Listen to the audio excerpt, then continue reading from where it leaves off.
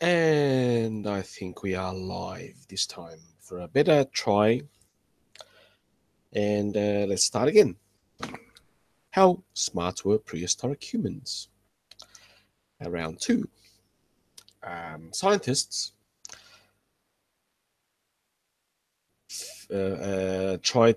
scientists tell that their knives say so.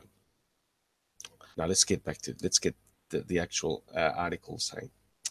How smart were prehistoric humans? Their knives tell scientists a lot. Okay, now let's get on with the article. As soon as I can, yeah, should be much better now, I think.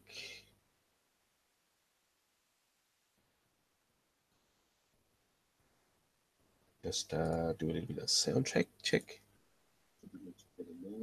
Awesome. Hello again, everyone. Hello, Davey. Hello, Warped. Hello, Carlos David, my dear friend.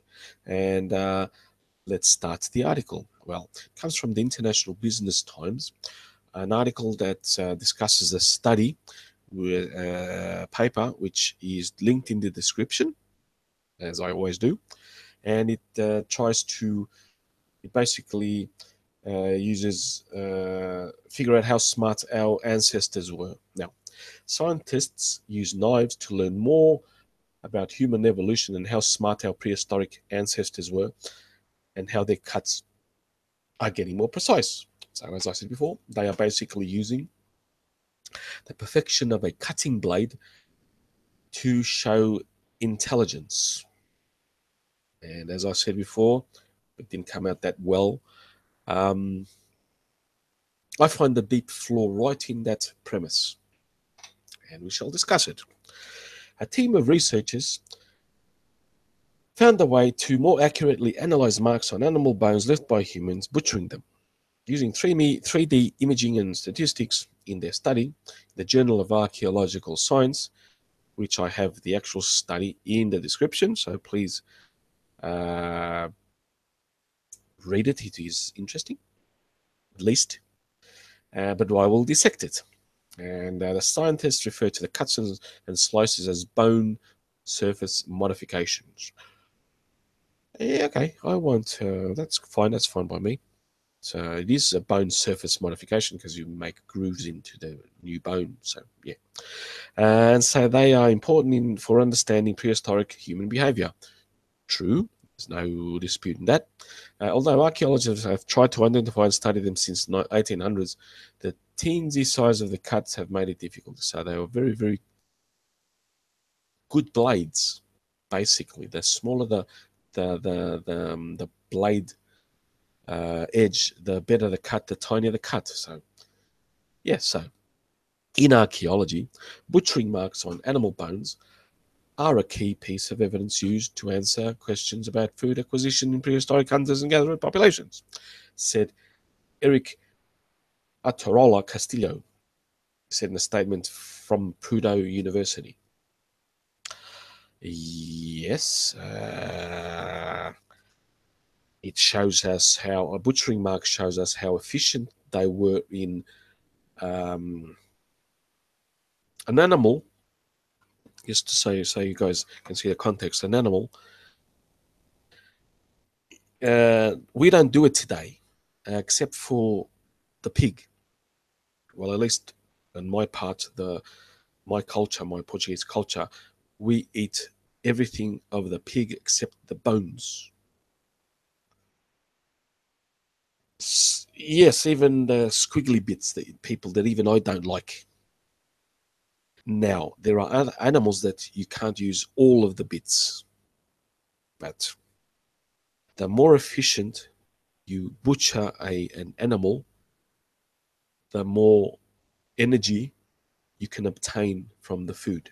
Now, there was a theory about this. Now, I'm transposing this study to other hominins, which this study doesn't cover, by the way. This only deals with American natives, the earliest American colonizers that led to the current American natives. But I can, using this study, which is scientifically sound, transpose their methodology and some of their answers, some of their data I can find in the past, say for Neanderthals, H Neanderthals. Remember, I can't say the H word, guys, because it'll get a little thingy bob, the yellow symbol of hate and deprivation for us creators. So I will just say H sapiens neanderthalensis. And I can use this study to, and not just me, but I'm using me as an example, this study to analyze past human behavior. So that is a comparative analysis in archaeology. We can see the same. What happened? Something went wrong. Oh, it just went down. Stupid article. Man, oh, come on, stop. This article is problematic. It's a nice picture of bison, by the way. But let's get back to just distracted me for a second. Now, the cuts of how you butcher an animal tell us a lot about how they how do you say that word? Obtained, proportioned the animal, how they used it. Did they get every last scrap, or did they just get the good bits of the animal? And as I said before, my family, my culture, Portuguese culture, we use the whole of the pig, every bit of it except the bones. So that is efficiently using a bone. You can do that to other animals. Now, let's continue to read. That's just a context of what can be done. And I'll talk more about it as we read, for. So, in archaeology, butchery marks on animal bones are the key. As I said, they're the key. Reread that. The marks on the remains of sheep, bison, and other creatures that were hunted for their meat millennia ago are tiny. Can be tiny, they can be huge, depending on the hominin that you are studying. The H. erectus, H. heidelbergensis, early H. ancestor, which gave rise to, which is H. heidelbergensis, by the way, to H. sapiens neanderthalensis, H. sapiens denisovan, H. sapiens us. They would have been, because they were using the firstly, for example, H. HOMO, H dot O dot M dot O dot habilis, they are attributed the Aldoan technology, which were just basically a big pebble, which 4 or 5 flakes were chipped off to make a rudimentary cutting and crushing edge that would have left really big gorge marks on the bone. The next phase, which rose from H. erectus, which are attributed the Acheulean technology, and that technology went through various hominins. For example, heidelbergensis, which I just said, which is possibly our direct ancestor, until the Neanderthals, and then that was still quite big grooves. They were left big grooves because the cutting edge was not that big in the Acheulean hand axes. They were quite big, massive. They were sort of the Swiss Army knives of hand axe of tools. They could be cut, they could scrape, they could crush, they could cut, they could do everything. Then the Neanderthals developed the Mousturian technology, which was much, much more refined. You had much finer cutting edges in their blades. And so the cutting edge would have been smaller and smaller until we get to, in the Americas, we get to these guys. In Europe, you would have had the Magdalenian, the Solutrean, and the Chatelperronian. They were micro blades. The Chatelperronian, if I'm not mistaken. I know the Solutrean, 20,000, 22,000 to 12,000. Close enough. No, 22,000 to 19, 18,000. They were very, very fine blades. laurel leaf shaped blades, which was they were almost transparent. They used the technique. I think that they heated the silex, the flint, to make these superbly awesome, beautiful blades that look like laurel leaves. Um, and these were H sapiens sapiens, that made these. Now, these blades were made by H sapiens sapiens. So the marks were just a few centimeters long and a fraction of a millimeter deep. They can be easily confused with other damage to the skeletons.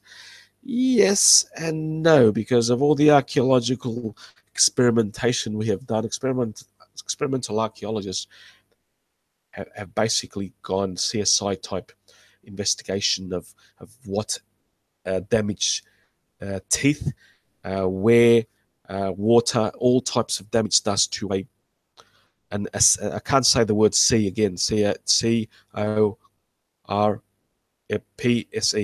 I can't say that word. The body of the remains. I can't say that because I'll get the yellow symbol of death, hate. But I think you guys know what I mean.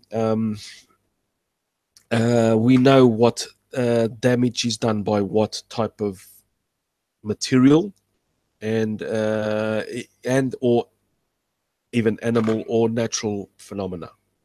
It's not hard to. Yeah, rambling. Yes, that's the one. I'm sure I can't say that, man. I'm sure I'll be flagged and for no monetization as being a sensitive word or something. So I'm not going to take any my chances. I have a great vocabulary which I can use other synonyms for it. And we have here a lovely bison, which is not this bison. I am sure comes from Altamira or the French Gorgone region, where uh, the lovely cave art comes from. I absolutely think this comes from the French Bordeaux, where the Gorgone River is. Most of the awesome cave sites in southern France are. Or Altamira in Spain. I think this is maybe Altamira. I'm not very good at art, so you can. Someone will answer me, will get me the correct name from, but it's not from America. That I know. Okay. So more accurately, but accuracy matters because knife marks can be evidence of human presence in a location during a certain period of time period. Yes, there's no doubting that. For example, or speak how advanced their tools were. Again, yes, no disputing that. In this way, humans used of stone tools on animal bones can tell scientists a lot about human evolution. Yes. Just remember, I'm still thinking about the title, and I can go back to the title, is How Smart Were Prehistoric Humans? Just remember that. I'm a stickler for detail's sake. So, this new system for distinguishing between cut marks and more natural marks rely on a special kind of microscope that makes 3D measurements of the subject. The more tools we archaeologists can use, the better. I'm all for it. To show how deep and rough the slashes on the micrometer and nanometer scales. According to Purdue, the researchers tested their new identification methods on bones that were butchered to replicate the video explain replicate the marks of prehistoric humans. So they basically used experimental archaeology to try and replicate the cut marks that were found in the ancient bones of the animals. Which is that's how it's done. Could correctly separate butchering marks from other damage 88% of the time. And they don't. This article here doesn't say what the damage is, but the actual study does. So take it with a pinch of salt. It's of course it's international business times. It's a mainstream newspaper type thing. You will never get it right. But that's why I'm here. Yes, I can say butchered, but I can't say that C word. I can say I can say what's that word that I use?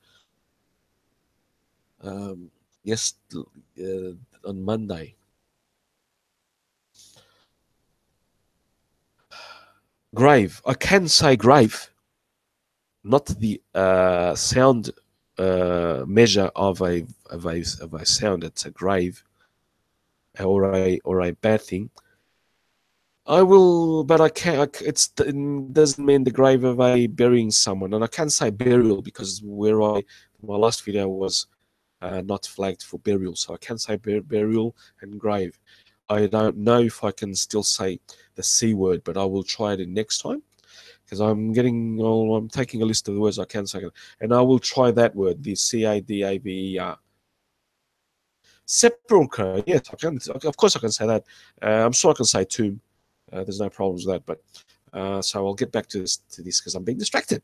But as this article is almost finished, I can be distracted, and you guys are awesome. So the approach represents a major improvement in accuracy when compared to many archaeological methods.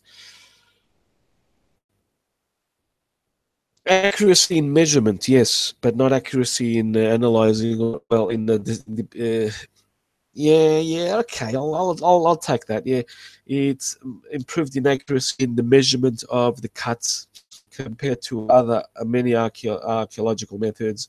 Yes, still use the many archaeological methods which have not been discarded. They have always been refined. It's just a refined method.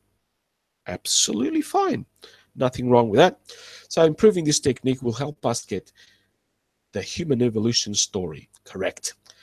And he still hasn't mentioned how it made us smarter or dumber.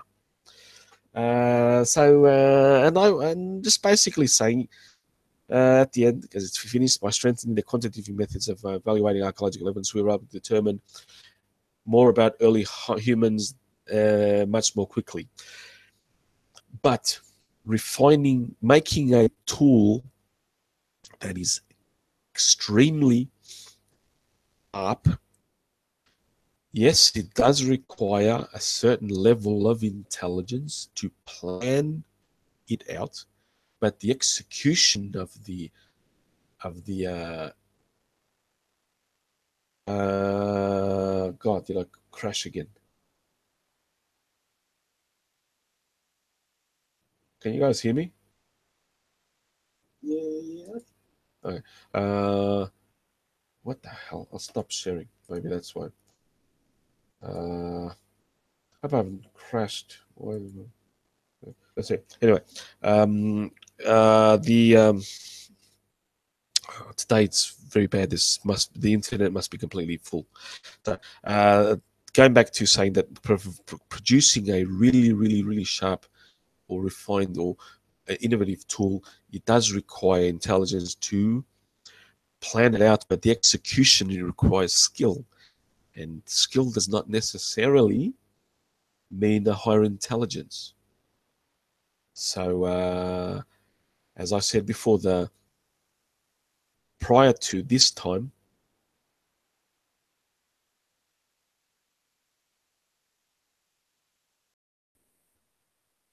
why am I? Oh, it's really weird. So the Solutreans, as I said before, the Solutrean culture produced. Let me see if I can find something here.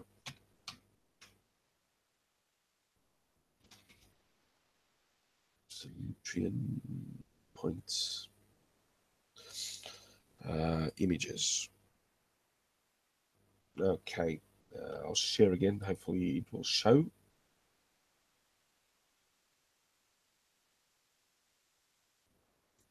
As you can see, the Solutrean points here. Look how look at this one. This is the one I said, the laurel leaf shape. Look how big they are compared, and they are absolutely thin. This required good intelligence to plan it out, because as you can see, every little wrinkle is a chip that has been chipped out, a little bit of flaked out of the stone. And this is pure art, the most skillful artisan, master of his craft to produce something like this. And these are from southern France, not just from southern France. The word Solutrean comes from the Solutre is a cave that they found the first evidence of these tools. And you can see other examples. Just put, search Solutrean points, as you can see in what I did. It's easy to find, and you can get all these. What they look how beautiful this one is.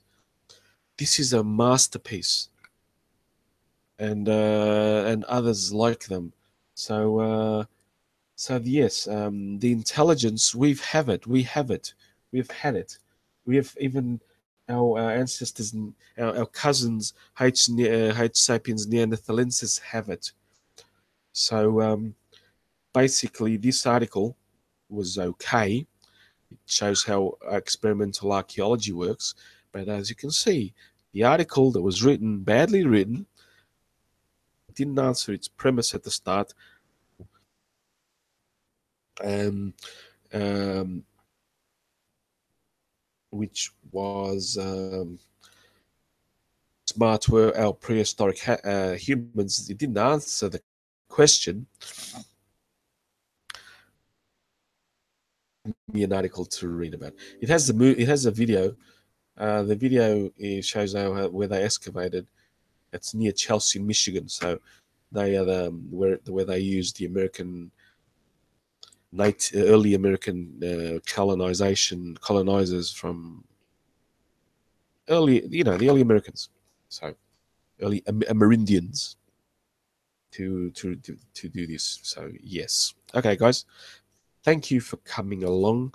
It was just a shorter article. I felt like making. I have another one, which I don't know when I can skip it in, because Monday I have a special one that will be a really good special one. I won't. I hope I can make it.